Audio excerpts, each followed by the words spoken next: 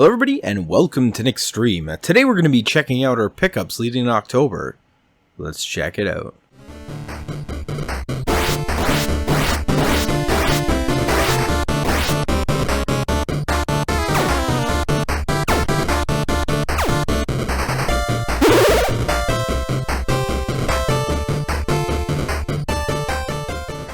Hello everybody, welcome back. If you haven't already, hit that subscribe button down below and let's get into these October pickups. Okay everybody, we're going to do what we usually do. We're going to go new to old and we're going to start off with hardware before we get to the games. Well, starting off, I got a 8BitDo SN30 Pro controller. This is the second version of this, based off of the Super Nintendo controller.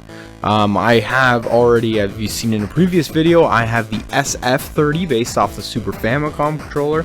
This one's based off the Super Nintendo controller. Same controller, just different button colors and D-pad. This controller happens to be my go-to for all side-scroller games on the Nintendo Switch. Next up, I have the Modern Warfare 2 night vision goggles. Yes, these night vision goggles came with the special edition of Modern Warfare 2 that came out, and I think that version was super expensive. I only got these for a few bucks, so it's kind of cool. Now this bad boy, this is what we're all here to look at. The Modern Warfare 2 Prestige Edition. Next up, I got the big kahuna of the pickups of this month, and that is I finally got a Sega Saturn. Yes, as you may have seen previously on my channel, I have finally acquired a Sega Saturn. This is Sega's third mainline console that failed, and I acquired it by trading in a bunch of Wiimotes and PlayStation 2 controllers, which I collected on the cheap via thrift store hunting. So it was straight trade. I didn't pay any money for this, so I was super happy to get it, and it works amazing. There are lots of good reasons to go with Sega Saturn instead of Pretendo. We call them games. Sega Saturn has tons of them. Pretendo has just a few. It does beg the question, do you want to play or twiddle your thumbs? Face it, Pretendo, you weren't worth waiting for.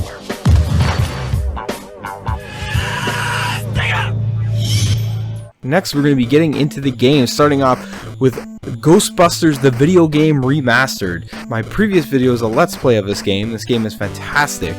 I don't know how much remastering was actually done between this version and the previous version.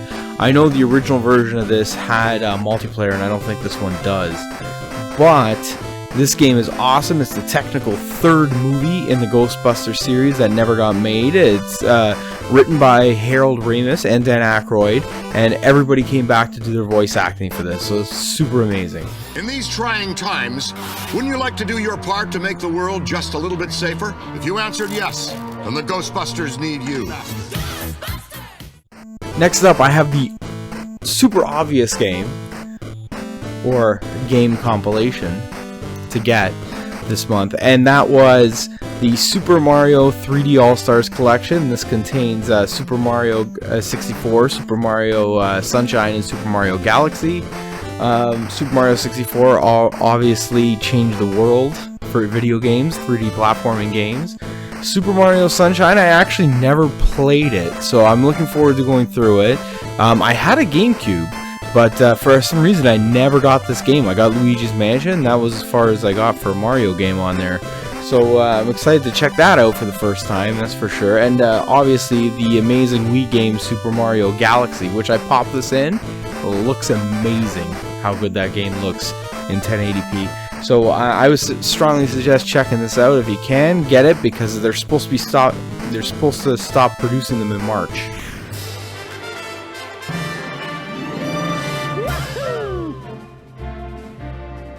Next up, I have Burger Time Party. I finally got this. I'm a huge fan of Burger Time on the NES. So when I saw this come up at a discounted price, I definitely picked it up. Now this game is typical Burger Time, only it's really hard. Well, original Burger Time's hard too, but this game is really, really hard. I got stuck very early on into the game. It's drawn in kind of like almost a 1930s aesthetic, like Cuphead. Not as good as Cuphead, how it looks, but it still looks really good, and the gameplay is hard and it's fun.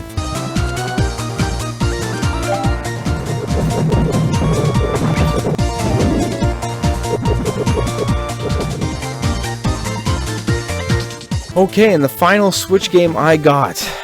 This is probably the most interesting one I got out of all of them. And that is the insane Japanese game, Nippon Marathon. This game is absolutely hilarious. It's a multiplayer racing game where you run through these crazy levels where all this weird, insane things happen to try and prevent you from making it through the level. So this is a great game to get a bunch of people together and play. It's hilarious. Nippon Marathon! Incredible! Nippon Marathon! Next up, I have the 8-Bit Armies Limited Edition box set. This comes with the game and a bunch of other stuff. This game is super cool. It is a pixelized but 3D RTS similar to Command & Conquer. I previously did an unboxing on this on my channel. I'll put a link to that down below. But this game is a lot of fun. It looks amazing. The graphics are great, and this is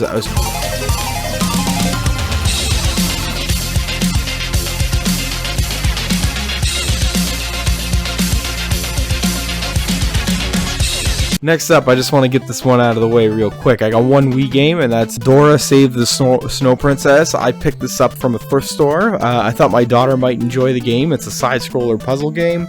Puzzles are obviously very easy, but I don't know, my daughter was excited when I brought it home for her to try. Join Dora the Explorer on Wii for the very first time. Explore a winter wonderland like never before. Sail a ship through icy water. Drive a dog sled. Ride Pegasus. Next up, we got a few Xbox 360 games. Starting off with Fusion Frenzy 2. This is a 4-player multiplayer game, similar, it's essentially Microsoft's take on Mario Party. Now, the first Fusion Frenzy was on the original Xbox, this one's on the Xbox 360. These games are a lot of fun, and like I said, they're Microsoft's take on Mario Party, so it's a good party game to get together. And for an Xbox, it's wild because you can actually dust off your extra controllers because there's so very few games that are multiplayer, couch co-op. A multiplayer on the couch co-op games.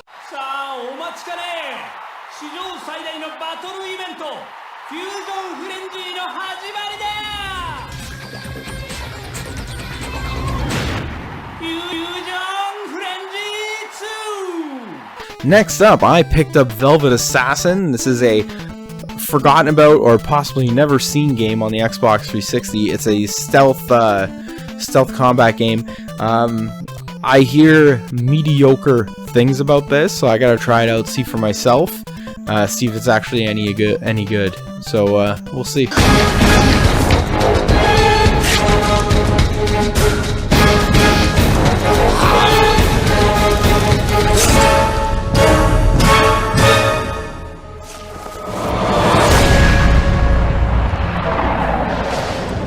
Next up, I have Dead Space 2 on the Xbox 360. The first Dead Space was awesome. It was heavily inspired by the movie Event Horizon with Sam Neill and Lawrence Fishburne. This is incredible. It's the Event Horizon. She's come back. Now this one is the sequel to that, and this looks really good. It's supposed to be really good, and I can't wait to jump in it because I love the previous one. So I'm excited about this one too.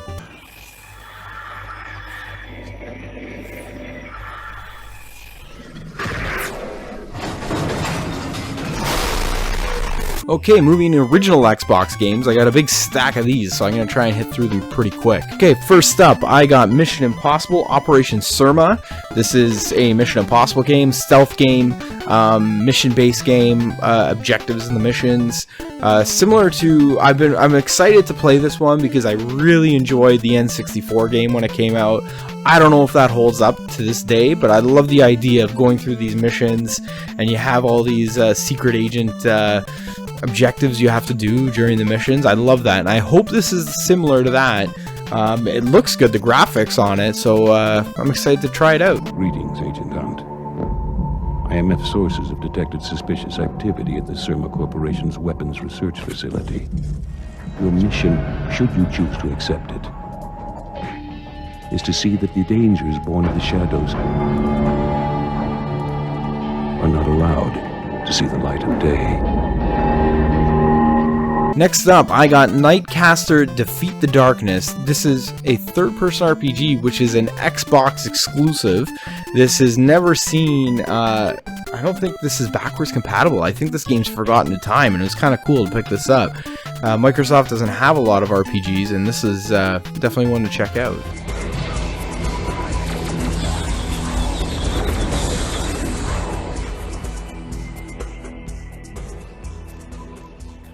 Next up, I have Unreal 2. Now, Unreal 2 is a first-person adventure game similar to Half-Life. I loved Unreal 1 I played it on the computer. I used to love the game.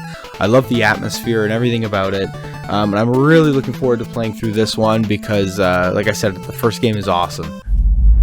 On the far edge of the frontier, there was hardly reason to patrol at all. And then came the discovery of the artifacts. Things will never be the same again.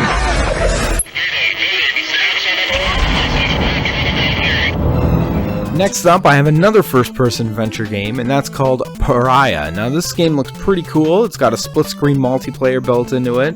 Gameplay I watched of it looks awesome. The graphics looks great. The gameplay looks a lot of fun. I suggest checking this one out. That's for sure. Left to trust. The only way to escape them is to destroy them. From the creators of Unreal comes the next evolution in first-person shooters. Pariah. Next up, I got a game called Seablade. I'm not 100% sure what this one is, but it looks like it's a third-person airplane, helicopter / boat game. The whole premise is all the cities are flooded and you have to save hostages and stuff. A lot of action shooting in this and stuff. I don't know if it's any good. I hear mediocre things. So we'll see if it's any good.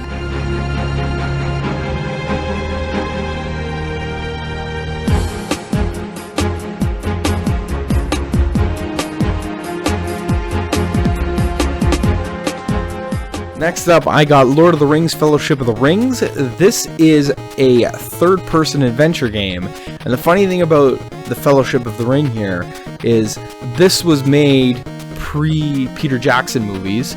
So the Fellowship of the Ring doesn't have any of the likenesses from the movies, but then the Two Towers that follows after is based on the movie. So this is kind of neat because it's before the movies, but it takes place, I don't know even if it connects with the game. I guess it would have to if they follow the books. But it looks kind of neat. I thought it looked interesting.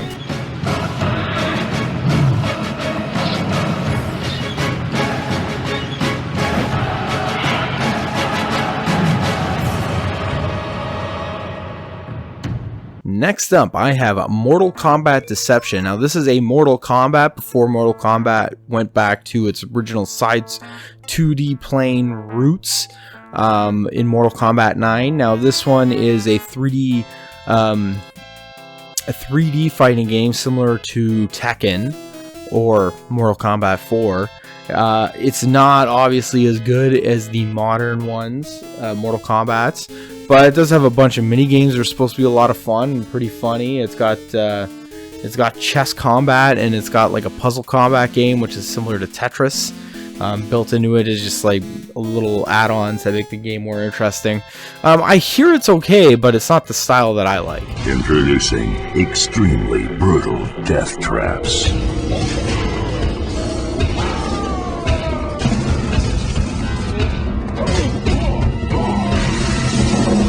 Mortal Kombat Deception.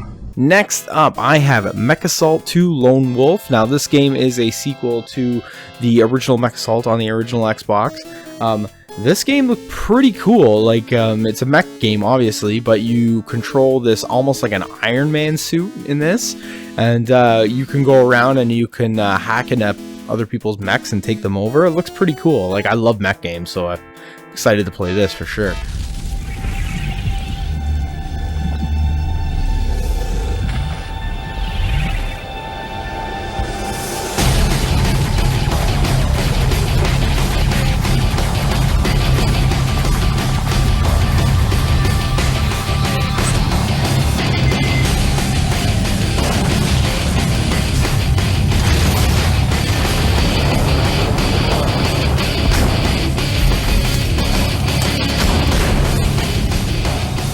Next up, I have one PlayStation 2 game, and that is Jak 2, the sequel to Jak and Daxter. I've been looking forward to playing this because Jak and Daxter is awesome. And I have all of the other ones on the PlayStation 2. This is the only one I didn't have, so I was excited to pick this up. The game is complete in box, which is exciting. It's even got the French manual, so you know this is a Canadian purchase. It's even got the seal sticker on the top still, so that's kind of neat.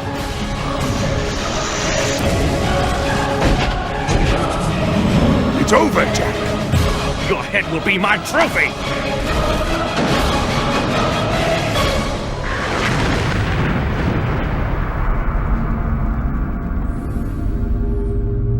Next up, I have the Sega Saturn Action Replay. I purchased this so I can load it with Pseudo Saturn Kai and essentially soft mod my Sega Saturn to play backup games or make it my Sega Saturn region free. It also keeps the Action Replay code function like a Game Genie as well, so you can put codes in the games, which is awesome. So it does all those things. It's definitely worth picking up. Next up, I have the Sega Saturn Pack-In Triple Pack, which comes with Virtua Fighter 2, an amazing fighting game, Virtua Cop, an amazing light gun game, and Daytona USA, a not-so-good racing game. Now, it comes with all three games. This is complete in box, comes with all the manuals, so I was super excited to get this. I got it for a really good price. Comes with all three. I do still need to pick up a light gun for my Sega Saturn so I can play this and enjoy it in its full amazingness.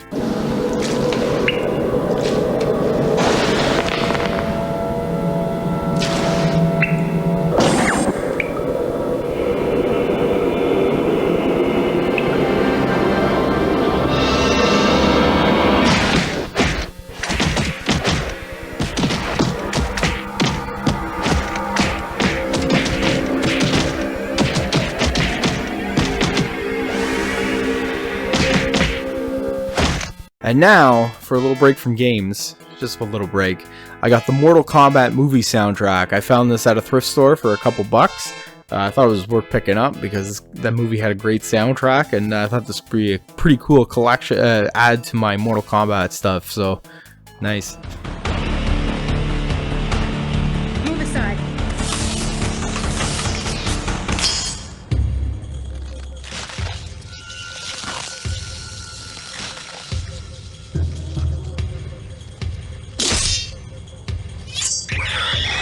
Next up, I picked up Shadow Warrior on the PC. Now, this game is a ninja game based on the Duke Nukem 3D engine. This game is it's hilarious. You play as Lo Wang, and of course, there's a ton of jokes that come with that. This game, cool action. They rebooted it on the Xbox One / PS4, and I love the reboot as well. So this game is a lot of fun. It's a classic game, and check it out.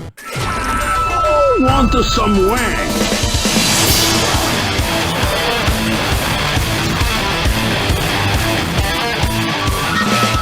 Okay, so now we're going to finish off with a couple NES games, starting off with Adventure Island. I previously showed on a previous video that I got Adventure Island 3. This is the one that started off. It's a cool platformer. A lot of fun. You skateboard, you throw hammers at guys. It's a pretty good game, so I would suggest checking this one out. It's not a super expensive game, and it's quite common, so it's easy to get, and it's a lot of fun. 高橋名人がゲームになったハドソンのスーパーコミカルアクションゲーム高橋名人の冒険島制作会長スケボースイスイ愛しのハニーちゃんとペアになればもう無敵バッタバッタと敵をなぎ倒す愉快な冒険物語高橋名人の冒険島いやーお待たせしちゃってすいませんね By Addison. And the final game for our pickups for October is a game called Renegade. Now this game is super cool. I picked this game up on a whim. I've never heard of it before, but essentially it's a side-scroller beat 'em up, which plays similar to Double Dragon 2, where your A button punches right and your B button punches left, as opposed to whatever direction you're aiming. But the twist on this game is it has a lot of elements from Streets of Rage 2 and 3 in it, which I thought those were the games that pioneered these elements. So like And it's got some extra stuff too. So if you walk up to guys, you'll grab them, you can throw them, you can punch them on the spot, just like in Streets of Rage. If you double tap left and right, well, you'll actually run, which I've never heard of this on an NES game before, and beat him up on an NES before. And if a guy is down, you can actually mount him and do a Luthez press knuckle on him too, which is pretty cool. So this game is a lot of fun. I suggest checking this out. 2-player, and it's an awesome beat 'em up. It's a tough beat 'em up, really, really hard, but it's an awesome beat 'em up that I strongly suggest checking out. It's not an expensive game, and it's definitely worth trying.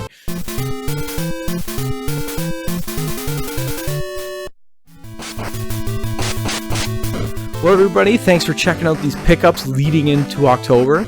If you like what you saw, hit like. If you dislike what you saw, hit dislike. Don't forget to leave a comment, and we'll see you later.